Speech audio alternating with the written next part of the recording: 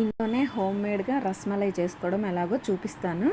దానికోసం ముందుగా ఒక 3 లీటర్స్ పాలు తీసుకొని వాటిని బాగా కాచి దానిలో కొంచెం వెనిగర్ కానీ నిమ్మకాయ కానీ పిండితే పాలు ఇరిగిపోతాయి కదా. ఆ ఇరిగిన పాలు మొత్తం ఒక కర్చీఫ్లో స్ట్రైనర్ను చక్కగా వాటర్ అంతా పోయేలాగా స్ట్రెయిన్ చేసుకోవాలి, వడకట్టుకోవాలి. అస్సలు వాటర్ ఉండకూడదు. కొంచెం సేపు ఆ కర్చీఫ్లో చక్కగా గట్టిగా మూట కట్టేసేసి మనం పక్కన పెట్టడం వల్ల వాటర్ మొత్తం రిమూవ్ అయిపోతాయి. వాటర్ మొత్తం పోయిన తర్వాత అదంతా మన కోవా వచ్చింది కదా, పాలు ఇరిగిన నుంచి కోవా, ఆ కోవా మొత్తం ఒక బౌల్లో వేసి మెత్తగా చపాతీ పిండిలా కలుపుకోవాలి. అదంతా మెత్తగా అయిపోయిన తర్వాత చిన్న చిన్న బిస్కెట్స్ లాగా చేసి పక్కన పెట్టుకోవాలి.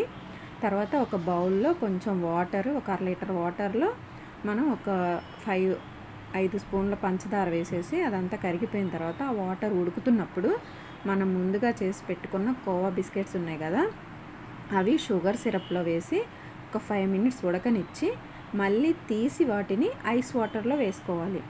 ఐస్ వాటర్లో వేసిన తర్వాత వాటిని చిన్నగా ఆ వాటర్ మొత్తం రిమూవ్ అయిపోయేలాగా చిన్నగా నొక్కి మళ్ళీ మనం ఒక ప్లేట్లో పక్కన పెట్టుకోవాలి వాటిని. ఇలా చేయటం వల్ల ఏంటంటే మన కోవా బిళ్ళలు అనేవి లైట్ స్వీట్తో చాలా టేస్ట్ ఉంటాయి అన్నమాట. కాబట్టి కొంచెం ఓపిక్గా ఆ బిళ్ళలు విరిగిపోకుండా వీడియోలో చూపిస్తున్నట్టు చాలా నెమ్మదిగా వాటర్ రిమూవ్ చేయండి. అలా నెమ్మదిగా నొక్కండి, అంతే రిమూవ్ అయిపోతాయి, గట్టిగా వద్దు.